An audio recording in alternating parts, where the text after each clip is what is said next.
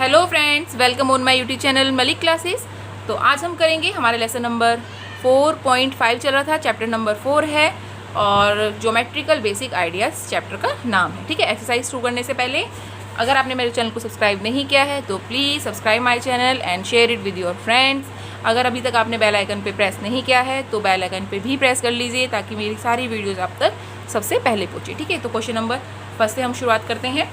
ये कह रहा है draw a rough sketch of a quadrilateral PQRS। मतलब एक PQRS नाम का क्वाड्रिलेटर तुमको रफ स्केच मतलब कैसे भी हो लेकिन वो क्वाड्रिलेटर हो, उसमें चार लाइनों से बनी हुई एक आकृति तुम्हें बनानी है अपने हिसाब से। ठीक है, ड्रॉ इट्स डायगोनल, और इसके क्या है डायगोनल्स भी बनाने हैं और उनके नाम भी बताने हैं। Is the meeting point of the diagonal in the interior और एक्सटीरियर ऑफ द क्वाड्रिलेटर। कि क्या अब ये पूछ रहा है कि क्या वो जो तुम डायगोनल्स जो बनाओगे उसका जो मीटिंग पॉइंट है वो इंटीरियर या तो उस क्वाड्रिलेटर के अंदर है या फिर उस क्वाड्रिलेटर के बाहर है, हमें ये भी बताना है। ठीक है, तो चलिए हमने एक रफ क्वाड्रिलेटर बना लिया है PQRS। ठीक है, एक तो ये PQRS हमने बना दिया है तो इसलिए लिख दिया है ना PQRS क्या हो गया हमारा एक क्वाड्रिलेटर। इन्होंने बोला ना कि ड्रॉ ए रफ स्केच, तो हमने एक रफ स्केच बना दिया है। पहले क्वेश्चन का आंसर ये रहा। अब कह रहा है डायगोनल्स बताइए। डायगोनल्स क्या होते हैं हमारे, जो दो कॉर्नर्स को एक लाइन जोड़ती है उनको हम डायगोनल्स बोलते हैं। यानी कि देखो जैसे P एक कॉर्नर है, R एक कॉर्नर है, इन दो कॉर्नर्स किसके थ्रू जुड़े हुए हैं, एक लाइन के थ्रू जुड़े हुए हैं। इस लाइन का नाम क्या है PR। वैसे ही S एक कॉर्नर है, Q एक कॉर्नर है और इन दोनों को एक लाइन ने जोड़ा है तो ये क्या बन गई हमारी SQ डायगोनल बन गई और PR एक डायगोनल बन गई।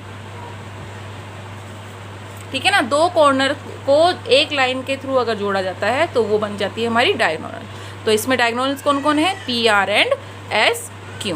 ठीक है, अब क्या बोल रहा है ये, is the meeting point of the diagonal in the interior और the exterior of the quadrilateral. ठीक है, अब देखिए मीटिंग पॉइंट क्या है हमारा, जब हमारी डायगोनल्स SQ एंड PR कहाँ पे मीटिंग पॉइंट हो रही है, कहीं ना कहीं तो कट करेगा ना, तो इसको उसने यहाँ पे कट किया और ये जो मीटिंग पॉइंट है इस मीटिंग पॉइंट को ही हम इस मीटिंग पॉइंट का हमने नाम रखा है O। ठीक है ना, तो ये हमने इसका नाम रख दिया है।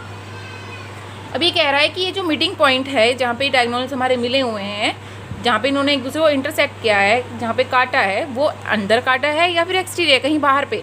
अब यह जब हमने एक स्केच बनाया PQRS क्वाड्रिलेटर तो और डायगोनल्स भी उसके अंदर ही बनाए, बाहर नहीं, तो हमारा पॉइंट कहाँ पे होगा, वो इंटीरियर होगा। Meeting point O of the diagonal in the interior. ठीक है, यहाँ पे आपका फर्स्ट क्वेश्चन हमारा का कंप्लीट होता है। सेकंड क्वेश्चन देखते हैं। क्वेश्चन नंबर 2 को रीड करते हैं। Draw a rough sketch of the quadrilateral KLMN state. ठीक है, एक रफ स्केच बनाना है, KLMN के नाम का क्वाड्रिलेटर बनाना है। इसमें क्या कह रहा है, 2 pairs of opposite side, 2 pair बनाने हैं जिनकी साइड्स अपोजिट होंगी। 2 पेयर्स ऑफ अपोजिट एंगल्स, अब क्या बनाने हैं, 2 पेयर्स बनाने हैं जिनके एंगल अपोजिट होंगे। ठीक है, पहले में क्या पूछ रहा है, अपोजिट साइड पूछ रहा है, सेकंड में क्या पूछ रहा है, अपोजिट एंगल्स पूछ रहा है। फिर क्या है, 2 पेयर्स ऑफ एडजेसेंट साइड। अब फिर क्या थर्ड में क्या पूछ रहा है वो कि 2 पेयर बताइए जिसके एडजेसेंट साइड, एडजेसेंट क्या होते हैं ये हम आगे देखेंगे।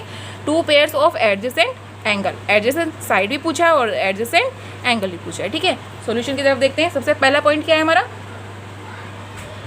Draw a sketch of A quadrilateral KLMN। तो सबसे पहले हमें क्या बनाना होगा, KLMN नाम का एक क्वाड्रिलेटर बनाना होगा। ये देखो हमने बना दिया है KLMN नाम का एक क्वाड्रिलेटर। ठीक है, ये हो गया। ए पॉइंट क्या है, 2 पेयर्स ऑफ अपोजिट साइड। अब KLMN में अपोजिट साइड बतानी है हमको, वो भी उसके 2 पेयर बताने हैं। अपोजिट साइड्स क्या होती है हमारी, KL एंड NM।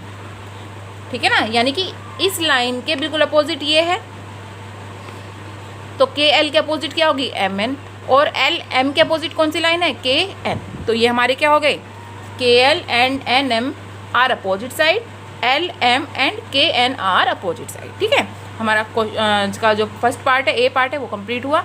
सेकंड देखते हैं,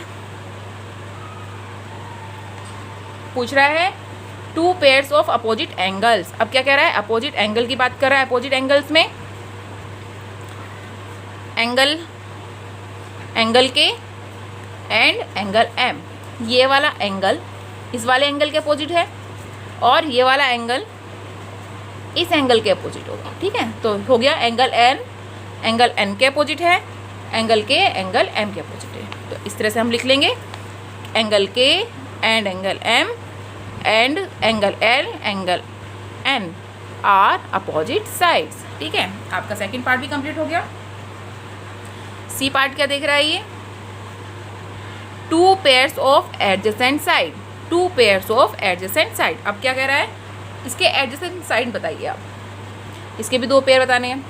देखो एडजेसेंट का मतलब होता है अगल बगल की रेखाएं। ठीक है, जो दो लाइनें मिलकर एक जो एंगल बनाती है, एक कॉर्नर बनाती है, उसको हम बोलते हैं, उनको एडजेसेंट साइड बोलते हैं। ठीक है, तो अब जैसे ये है हमारी के एल है, के एल के एडजेसेंट साइड क्या होगी, के एन भी हो सकती है और एल एम भी हो सकती है। ठीक है, के एल की एडजेसेंट साइड होगी के एल एम और एम एन की एडजेसेंट साइड होगी एन के। ठीक है ना, ये हमारा एम एन की एडजेसेंट साइड होगी एन के और के एल की एडजेसेंट साइड होगी एल एम, ये वाली लाइन। ठीक है बेटा, यहाँ पे होगी आपका part C complete. K L and L M, M N and N K are adjacent side. Last point क्या है इसका, two pair of adjacent angle. अब हमें एंगल बताने हैं। देखो एक ही लाइन पे बने हुए दो एंगल्स, एक ही लाइन पर बने हुए दो एंगल्स क्या बोलते हैं, एडजेसेंट एंगल। जैसे कि ये लाइन है हमारी के और एन।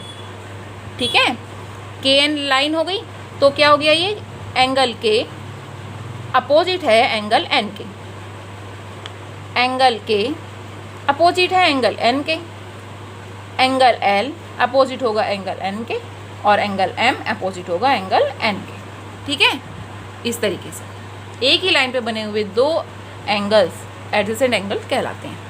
इसको आप ऐसे लिख लीजिए, एंगल के अपोजिट है एंगल एन के, एंगल एम अपोजिट है एंगल एल के। ठीक है, यहाँ पे आपका क्वेश्चन नंबर थर्ड भी क्वेश्चन नंबर सेकंड कंप्लीट होता है। क्वेश्चन नंबर थर्ड देखते हैं।